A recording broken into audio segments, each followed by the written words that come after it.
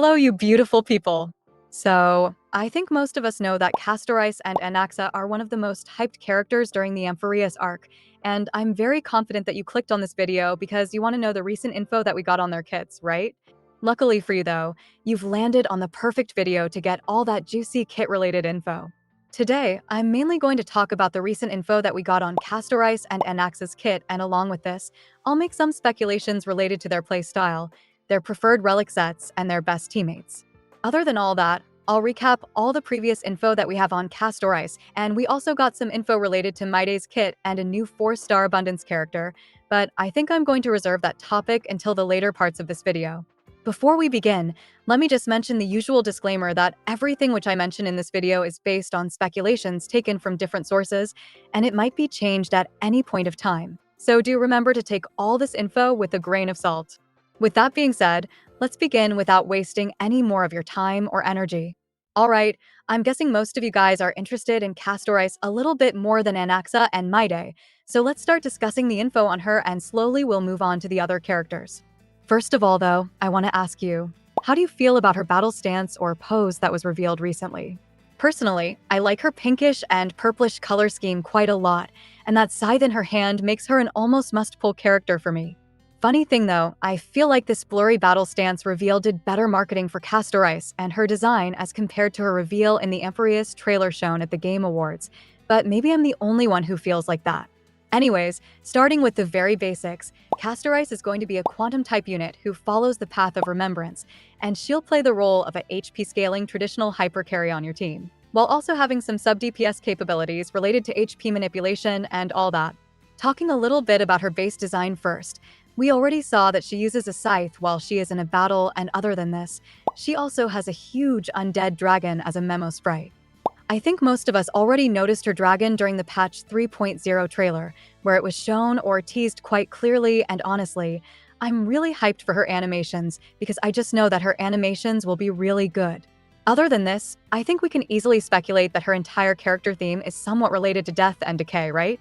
I mean, she literally has an undead dragon as a memo sprite, uses a scythe as her main weapon, and we also saw that decaying fish during the Amphoreus trailer. Yep, I don't know about you, but to me, all of this clearly symbolizes that Castorice has some sort of connection with death and decay, and we'll know more about her lore and her overall character theme once patch 3.0 releases. Alright, I think I've talked enough about her design and her motifs, so let's move on and finally take a look at some speculations related to her kit. Okay, so at this point, I think it's pretty much confirmed that Castorice will be an HP scaling unit whose entire kit is based around manipulating her own HP and getting various buffs from it. Along with this though, just yesterday, a somewhat reliable source actually came out and stated that other than draining her own HP, Castorice will also drain the HP of all of her teammates whenever she or her memo sprite attacks an enemy. Honestly, I think her HP draining mechanic is going to be really similar to Jingliu's HP draining mechanic,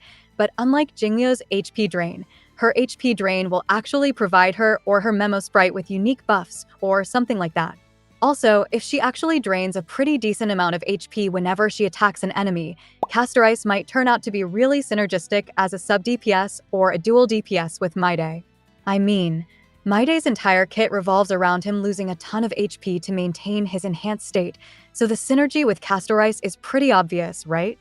I guess Castorice will also be somewhat synergistic with Blade as well due to her team-wide HP drain, so all the Blade mains can also rejoice a little bit. Anyways, speculating a little bit more just like I did in my last Castorice-related video, I'm going to say that Castorice is most likely going to have a very slow playstyle, where she uses her undead dragon to build up some unique stacks for her, and other than this, she also gets stacks depending on the amount of HP that she drains from her teammates and herself. Now, when Castorice finally takes an action, she uses either her enhanced basic attack or her enhanced skill and unleashes a huge nuke onto the enemies depending on the amount of stacks that she had while attacking. I honestly like this kit speculation quite a lot, and also, Castorice having a slow playstyle makes even more sense when you look at her signature relic set, which is going to be released in patch 3.0. Basically, this set is most likely going to be the preferred relic set for Castorice, and this set is genuinely kind of insane because it gives her a huge 32% crit rate boost if her speed is slower than 95,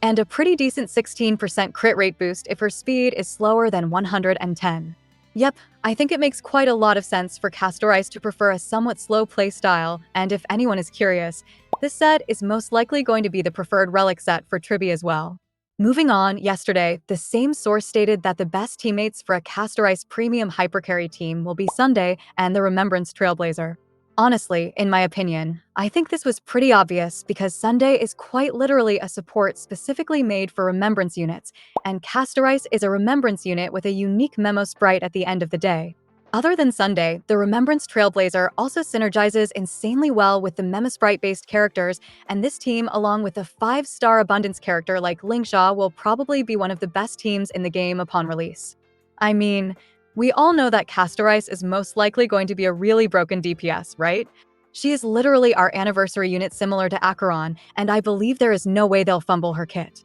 Okay, with that, I've finally covered all the new info that we got on Castorice, and I also did a descriptive recap of the old info that we had on her. Not wasting any time and moving on, let's take a look at the new info that we got on Anaxa's kit. So, starting with this ultimate, according to this source, Anaxa's ultimate basically delays the action of all the enemies on the field, and you can think of this delay as something similar to Welt's ultimate action delay. Now, other than delaying the enemy's action, Anaxa's ultimate also has a base chance to apply a particular debuff onto the enemies, and this debuff lasts for a certain number of turns. All in all, his ultimate is pretty simple as it just delays all the enemies present on the field and also applies Anaxa's particular debuff on all these enemies, while dealing a decent bit of AoE ice damage. Alright, next up, talking about Anaxa's debuff in detail, this debuff states that when it is applied on an enemy, this particular enemy will take extra damage whenever it is attacked by any teammate, including Anaxa. Honestly, I think his debuff's description is kind of incomplete right now,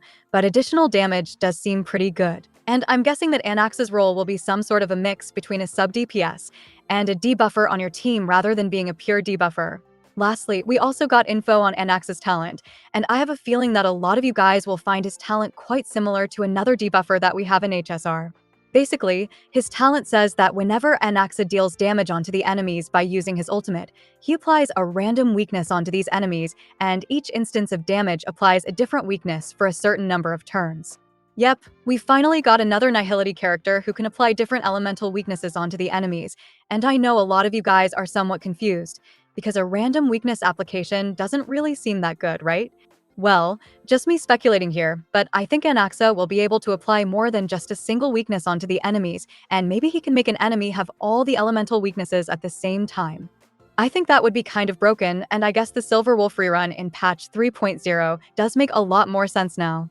I'm kind of sad that Anaxa doesn't benefit the DOT archetype though other than the weakness implant, because the DOT enjoyers have been starving for a long while. Okay, with that, we're also done discussing all the new info that we have on Anaxa, and finally, let's move on to the new info that we got on Mydei's kit. Just want to say, if you want to know Mydei's entire early kit, you should check out the last video that I posted where I discussed it in detail. Coming back to the main topic, a very reliable source gave some info recently related to Mydei's technique, and this info states that whenever Mydei uses his technique and enters a battle, he drains his own HP by a decent amount, which is really synergistic with his blood pool mechanic. Basically, whenever Mydei drains his own HP, he enters his enhanced state after draining a certain amount, and his technique makes this process much faster, especially at the start of the battle. Along with draining his HP though, Mydei's technique also increases his incoming healing depending on the number of imaginary teammates that he has in the party, and I have to say, this is really interesting for various reasons.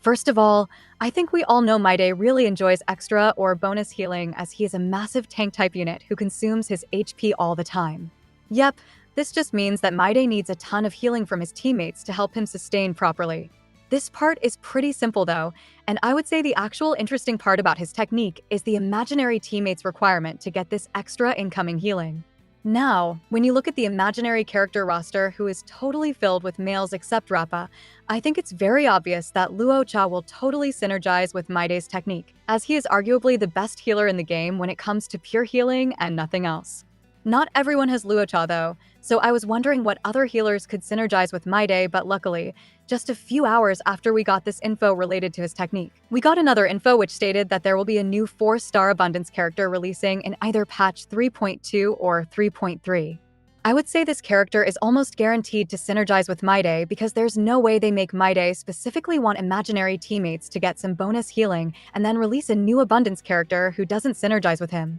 Just speculating a little bit, I'm going to say that this new Abundance character probably provides huge buffs to Mydei whenever he drains his HP, but we quite literally have no info on this character though other than their element, so it's kind of hard to speculate right now. Anyways, with that, I've covered all the topics that I stated at the start of the video, and I really hope you enjoyed watching it. Do remember to comment down how you guys feel about the new info that we have on Castorice and Anaxa, because personally, I like reading your opinions in the comments quite a lot. Also, if you genuinely ended up watching until the end of the video, maybe I'm wrong, but I'm guessing that you probably liked watching it and you might want to consider subscribing as well. With that being said, I just want to say I really love y'all and I will see you in another one.